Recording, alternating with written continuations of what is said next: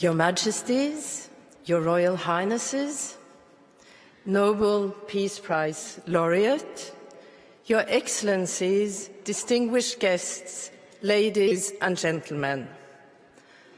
The Norwegian Nobel Committee has awarded the Nobel Peace Prize for 2019 to Ethiopian Prime Minister Abiy Ahmed. Prime Minister Abiy, the award bestowed upon you rests on three major achievements.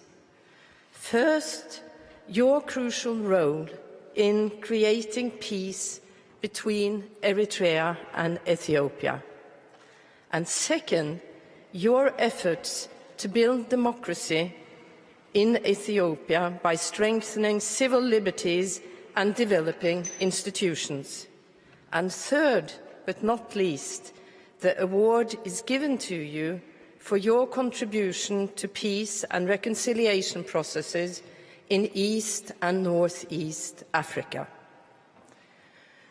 For almost 3 decades, there has been serious discord between Eritrea and Ethiopia, at times even full war between the two countries. The hostilities have involved land disputes, military clashes along your common borders, and a permanent breach in diplomatic and political relations. Since 2002, it has been developed into what has become known as a no peace, no war situation. Prime Minister Abiy, you have been called the man of the moment, since during your first days in office as Prime Minister, you recognized the impetus which the transitional moment gave you and swiftly addressed the deadlocked situation.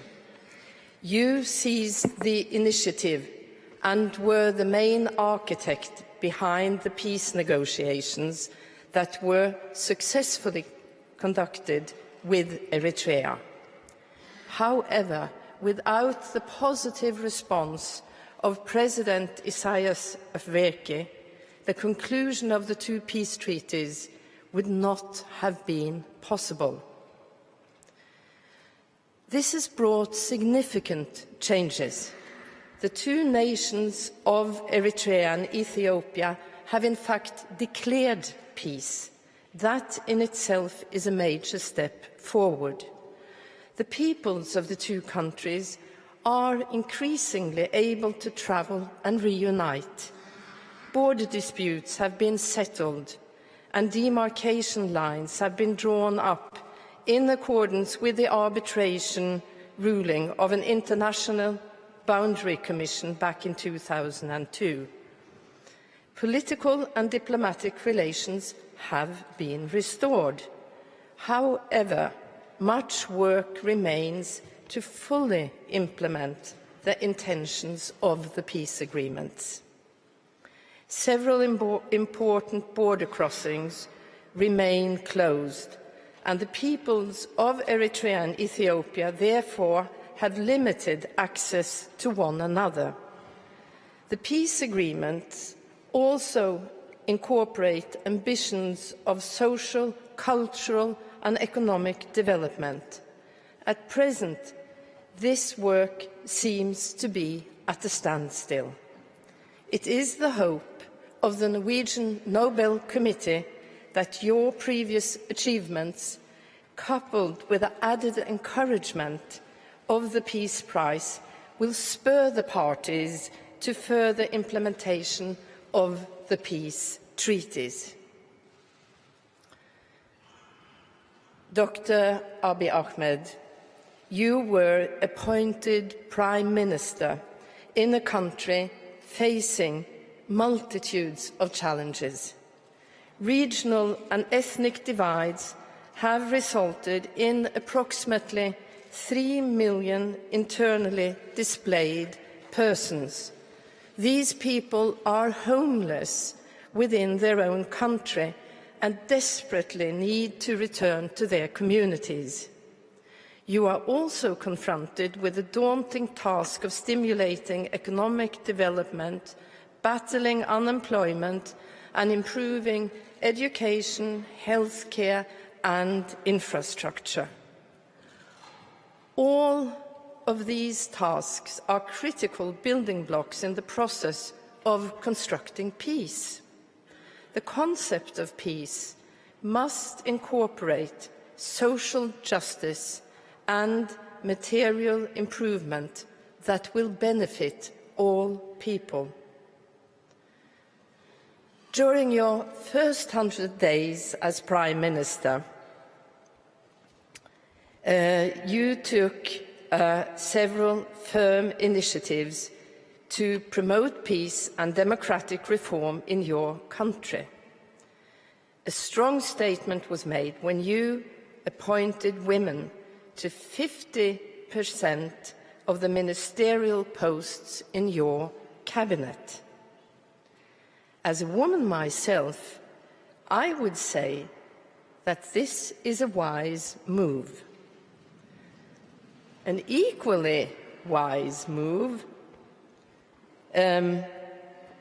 has been to appoint the world's second Minister of Peace, another woman, naturally, Mrs. Muferiat Kamil, who is present here today.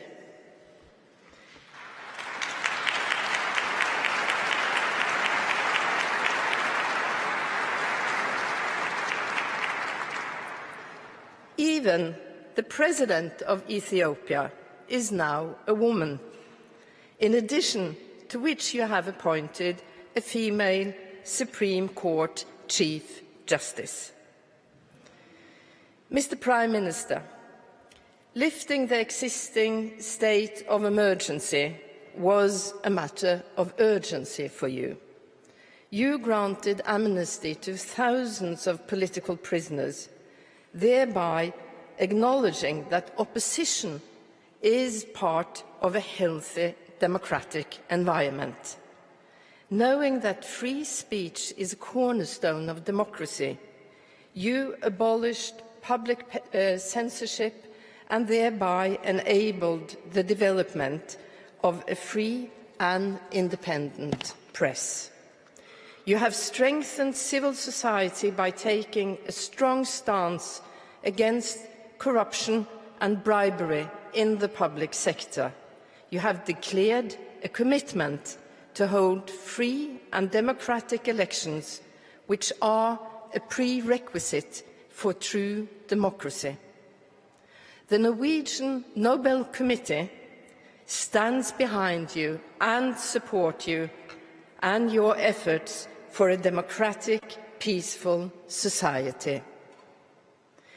In recognizing your work by awarding you the Nobel Peace Prize, we were not expressing an opinion on how or if you should lead the Ethiopian people in the future.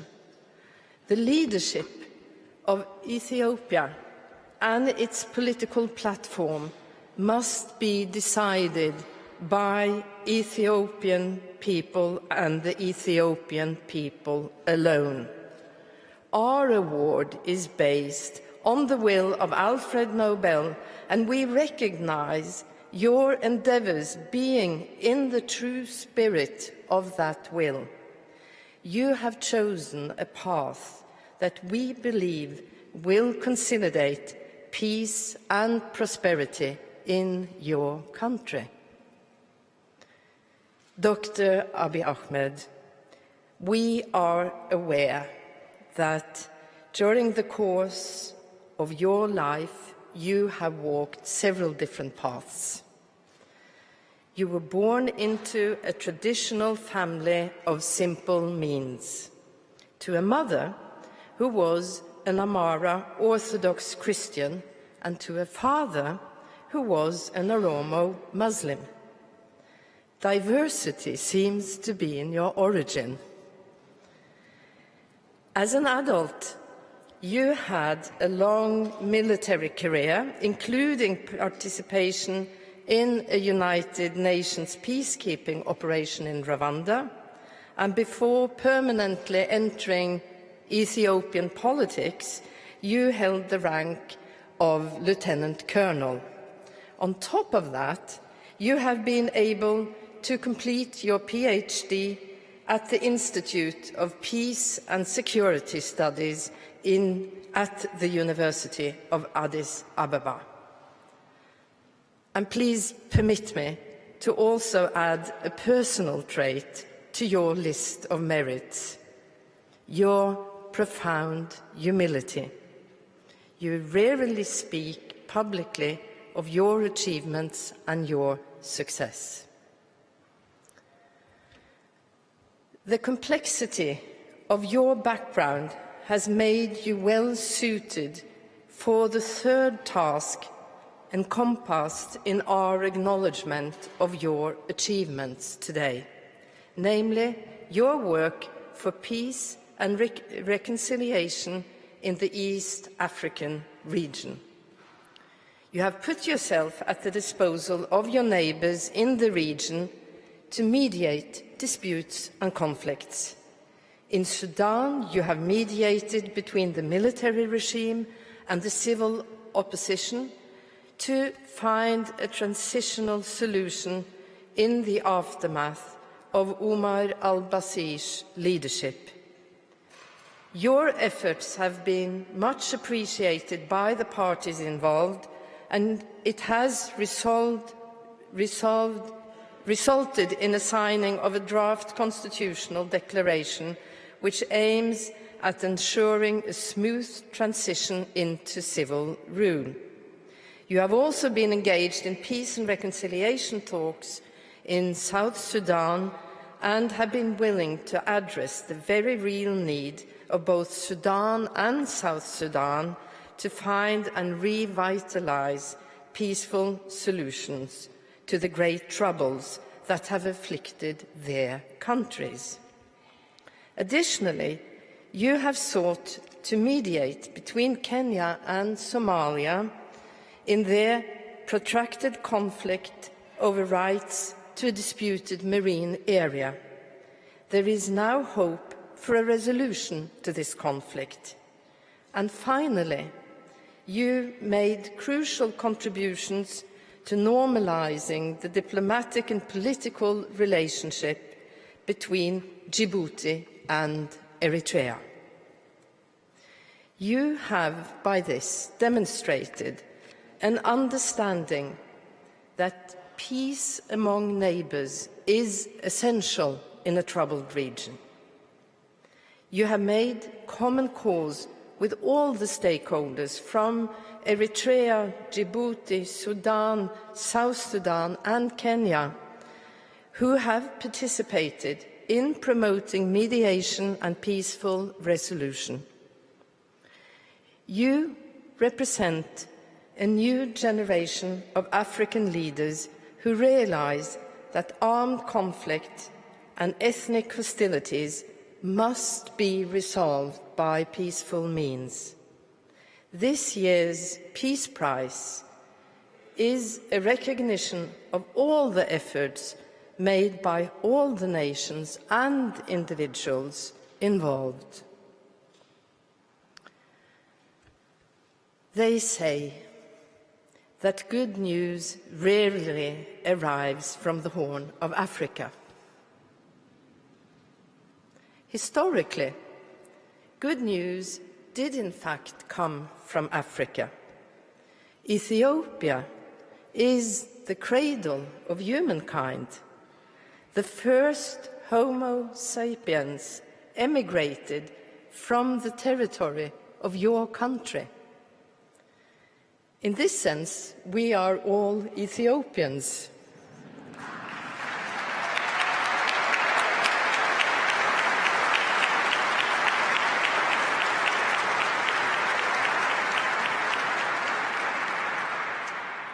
Your country has a unique history, also within an African context, since it was never colonialized by any Western power. It is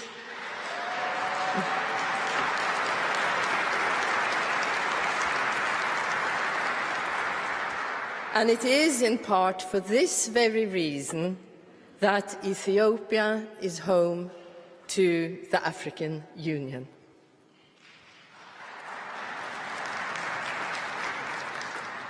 But the good news of today is your endeavors to establish a new order of peace initiatives, openness, and peaceful mediation to find new solutions to old disputes.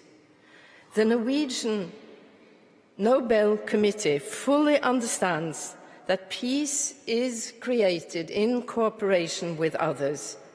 But when we are awarding the Peace Prize to you as an individual, because you have personally made an extraordinary difference across several arenas, it is the totality of your efforts that convinced us that it is you, Mr. Prime Minister, who have made the most significant contribution to peace in the past year. In phrasing my statement this way, I am, in fact, quoting the terms of the will of Alfred Nobel. You have also fulfilled another requirement according to the will, namely to strengthen fraternity, both between peoples and between nations. the first African to receive the Nobel Peace Prize, Albert Luthuli, eloquently expressed the vision of the Peace Prize in his acceptance speech here in Oslo on 10 December 1961. Speaking as a minister of the Church shortly before the Christmas holidays, he said, "May the day come soon when the people of the world will rouse themselves and together effectively stamp out any threat to peace in whatever quarter of the world it may be found. When that day comes, there shall be peace on earth and goodwill amongst men, as was announced by the angels." Albert Luthuli's vision probably exceeded even Alfred Nobel's imagination. But we can use it as an ideal and inspiration to create more justice, more fraternity, and more peace. But if we are to achieve that goal, we must get to work. And that is exactly the job you have taken upon yourself. Thank you.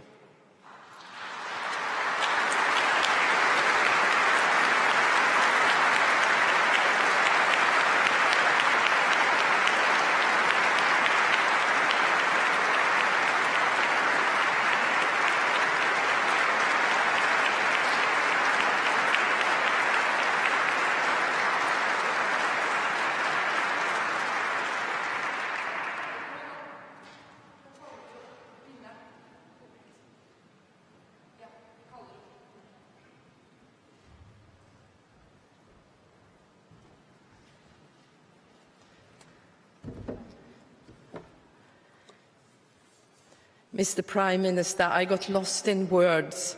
I'm here to give you an award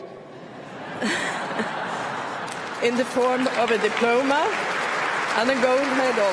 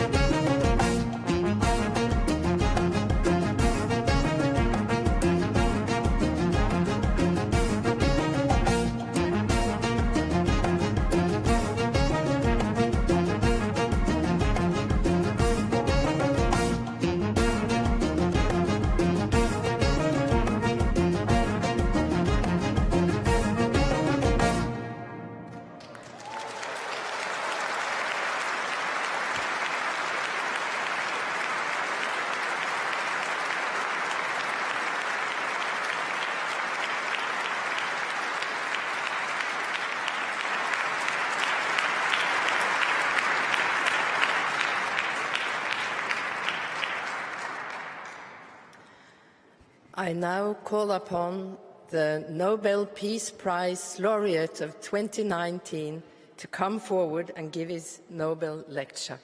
Prime Minister.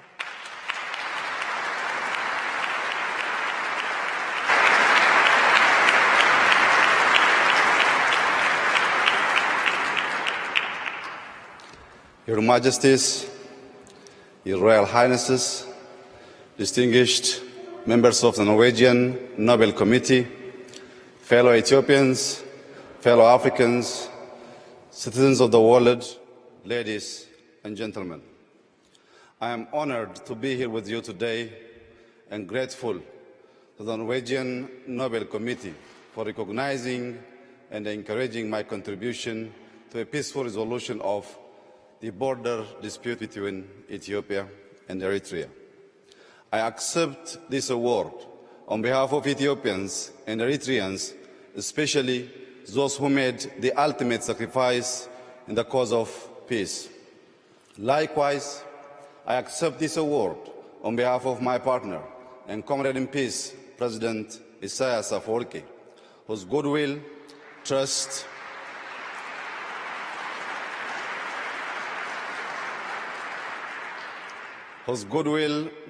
and commitment were vital in ending the two-decade deadlock between our countries. I also accept this award on behalf of Africans and citizens of the world for whom the dream of peace has often turned into a nightmare of war. Today, I stand here in front of you talking about peace because of faith. I crawled my way to peace through the dusty trenches of war years ago. I was a young soldier when war broke out between Ethiopia and Eritrea. I witnessed firsthand the ugliness of war in frontline battles. There are those who have never seen war but glorify and romanticize it. They have not seen the fear. They have not seen the fatigue. They have not seen the destruction or heartbreak, nor have they felt the mournful impotence of war after the carnage. War is the epitome of hell for all involved. I know because I have been there and back. I have seen brothers slaughtering brothers on the battlefield. I have seen older men, women, and children trembling in terror under the deadly shower of bullets and artillery shells. You see, I was not only a combatant in war, I was also a witness to its cruelty and what it can do to people. War makes for bitter men, heartless and savage men. 20 years ago, I was a radio operator attached to an Ethiopian army unit in the border town of Baduma. The town was the flashpoint of the war between the two countries. I briefly left the Foxwell in the hopes of getting a good antenna reception. It took only but a few minutes, yet upon my return, I was horrified to discover that my entire unit had been wiped out in an artillery attack. I still remember my young comrade in arms who died on that ill-fated day. I think of their families too. During the war between Ethiopia and Eritrea, estimated 100,000 soldiers and civilians lost their lives. The aftermath of the war also left untold numbers of families broken. It also permanently shattered communities on both sides. Massive destruction of infrastructure further amplified the post-war economic burden. Socially, the war resulted in mass displacements, loss of livelihoods, deportation, and denationalization of citizens. Following the end of active armed conflict in June 2000, Ethiopia and Eritrea remained deadlocked in stalemate of no war, no peace for 2 decades. During this period, families were split over borders, unable to see or talk to each other for years to come. Tens of thousands of troops remained stationed along both sides of the border. they remained on edge, as did the rest of the country and region. All were worried that any small border clash would flare into a full-blown war once again. As it was, the war and the stalemate that followed were threats for regional peace, with fears that a resumption of active combat between Ethiopia and Eritrea would destabilize the entire Horn region. And so, when I became Prime Minister about 18 months ago, I felt in my heart that ending the uncertainty was necessary. I believed peace between Ethiopia and Eritrea was within reach. I was convinced that the imaginary wall separating our two countries for much too long needed to be torn down. And in its place, a bridge of friendship, collaboration, and goodwill has to be built to last for ages. That's how I approached the task of building peace, a peace bridge with my partner, President Isaias Afwerki. We were both ready to allow peace to flourish and shine through. We resolved to turn our swords into plowshares and our spears into pruning hooks for the progress and prosperity of our people. We understood our nations are not enemies, and instead we were victims of the common enemy called poverty. We recognized that while our two nations were stuck on all the grievances, the world was shifting rapidly and leaving us behind. We agreed we must work cooperatively for the prosperity of our people and our region. Excellencies, ladies and gentlemen, today we are reaping our peace dividends. Families separated for over 2 decades are now united. Diplomatic relations are fully restored. Air and telecommunication services have been reestablished, and our focus has now shifted to developing joint infrastructure projects that will be a critical lever in our economic ambition. Our commitment to peace between our two countries is ironclad. One may wonder how it is that a conflict extending over 20 years can come to an amicable resolution. Allow me to share with you a little about the beliefs that guide my actions for peace. I believe that peace is an affair of the heart. Peace is a labor of love. Sustaining peace is hard work, yet we must cherish and nurture it. It takes a few to make war, but it takes a village and a nation to build peace. For me, nurturing peace is like planting and growing trees. Just like trees need water and good soil to grow, peace requires unwavering commitment, infinite patience, and goodwill to cultivate and harvest its dividends. Peace requires good faith to blossom into prosperity, security, and opportunity. In the same manner, trees absorb carbon dioxide to give us life and oxygen.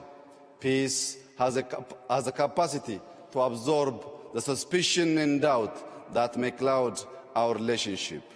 In return, it gives back hope for the future, confidence in ourselves, and faith in humanity. The humanity I speak of is within all of us. We can cultivate and share it with others if we choose to remove our masks of pride and arrogance. When our love for humanity outgrows our appreciation of human vanity, then the world will know peace. Ultimately, peace requires an enduring vision, and my vision of peace is rooted in the philosophy of Maddamar. Maddamar, an Amharic word, signifies synergy, convergence, and teamwork for a common destiny. Maddamar is a homegrown idea that is reflected in our political, social, and economic life. I like to think of Maddamar as a social compact for Ethiopians to build a just, egalitarian, democratic, and humane society by pulling together our resources for our collective survival and prosperity. In practice, Madamar is about using the best of our past to build a new society and a new civic culture that thrives on tolerance, understanding, and civility. At its core, Madamar is a covenant of peace that seeks unity in our common humanity. It pursues peace by practicing the values of love, forgiveness, reconciliation, and inclusion. Excellencies, ladies and gentlemen, I come from a small town called Bashasha, located in the Oromia region of western Ethiopia. It is in Bashasha that the seeds of Madamar began to sprout. Growing up, my parents instilled in me and my siblings an abiding faith in humanity. Madamar resonates with the proverb, I am my brother's keeper, I am my sister's keeper. In my little town, we had no running water, electricity, or paved roads, but we had a lot of love to light up our lives. We were each other's keepers.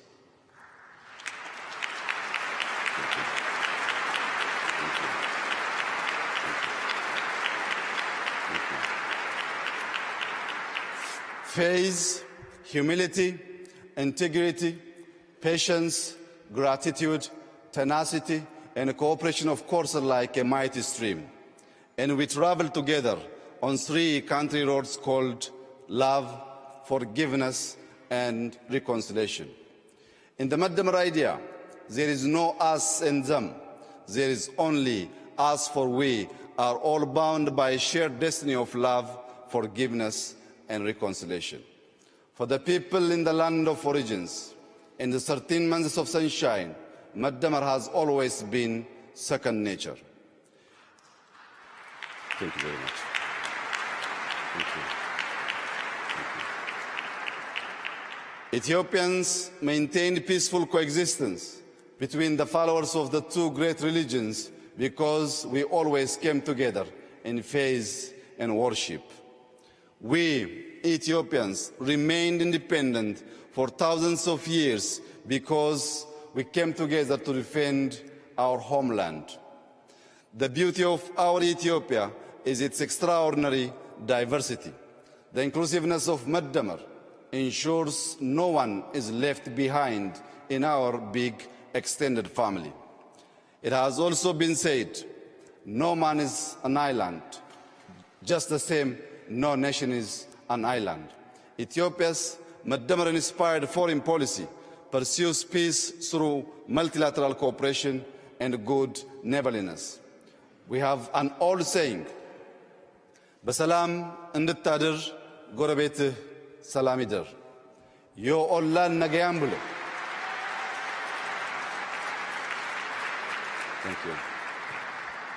ዮ ኦላን ነገያን ብሎ ነጋም ብለኒ. It is a saying.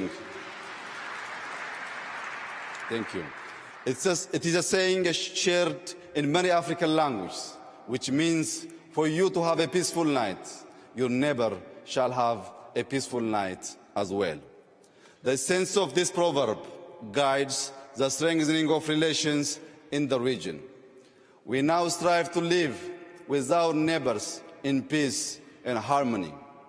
The Horn of Africa today is a region of strategic significance. The global military superpowers are expanding their military presences in the area. Terrorist and extremist groups also seek to establish a foothold. We don't want the Horn to be a battleground for superpowers nor a hideout for the merchants of terror and brokers of despair and misery. We want the Horn of Africa to become a treasury of peace and progress. Indeed, we want the Horn of Africa to become the horn of plenty for the rest of the continent. Excellencies, ladies and gentlemen, as a global community, we must invest in peace. Over the past few months, Ethiopia has made historic investments in peace, the returns of which we will see in years to come. We have released all political prisoners. We have shut down detention facilities where torture and vile human rights abuses took place. Today, Ethiopia is highly regarded for press freedom. It is no more a jailer of journalists. Opposition leaders of all political stripes are free to engage in peaceful political activity. We are creating an Ethiopia that is second to none in its guarantee of freedoms of expression. We have laid... Thank you. Thank you. Thank you. Thank you very much. Thank you. We have laid the groundwork for genuine multi-party democracy, and we will soon hold a free and a fair election. I truly believe peace is a way of life, war a form of death and destruction. Peacemakers must teach peacebreakers to choose the way of life. To that end, we must help build a world culture of peace. But before there is peace in the world, there must be peace in the heart and mind. Thank you.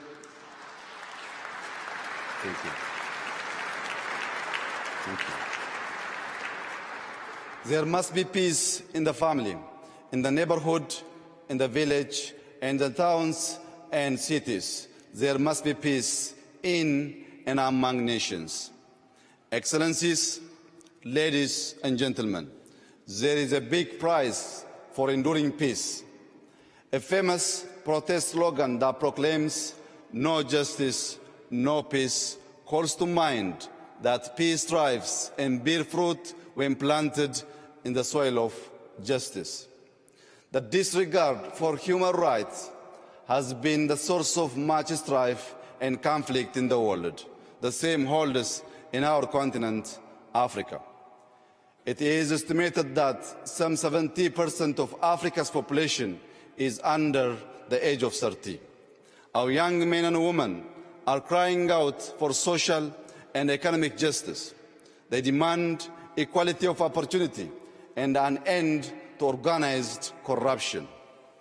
The youth insist on good governance based on accountability and transparency. If we deny our youth justice, they will reject peace. Standing on this world stage today, I would like to call upon all my fellow Ethiopians to join hands and help build a country that offers equal justice, equal rights, and equal opportunities for all its citizens.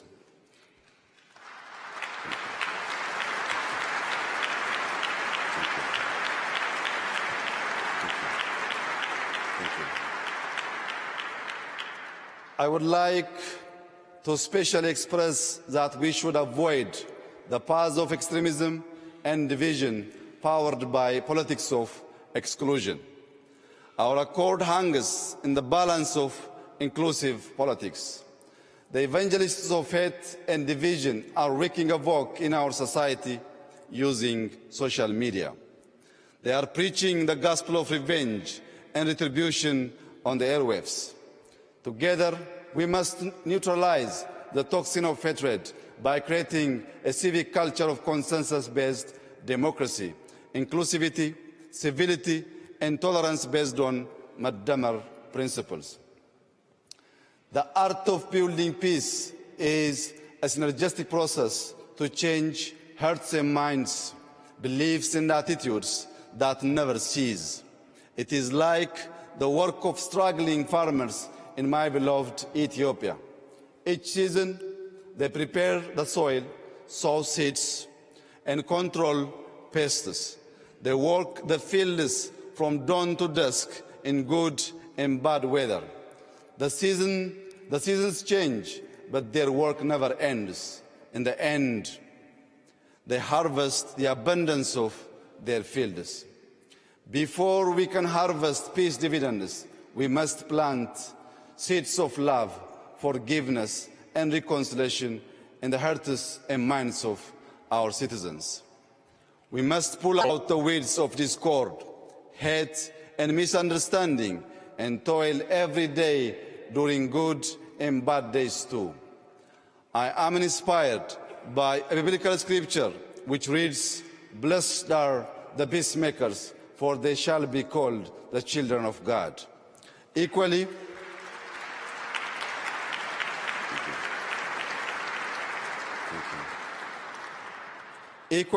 I am also inspired by Holy Quran verses which reads, "Humanity is but a single brotherhood, so make peace with your brethren." Thank you very much. Thank you. I am committed to toil for peace every single day, and in all seasons, I am my brother's keeper. I am my sister's keeper too. I have promises to keep before I sleep. I have miles to go on the road of peace. As I conclude, I call upon the international community to join me and my fellow Ethiopians in our Madamar-inspired efforts of building enduring peace and prosperity in the Horn of Africa. Salam ለሁላችን ነገኝ ሁንደ ኬኛ ፈተው. Peace shall be upon all of us. Thank you very much.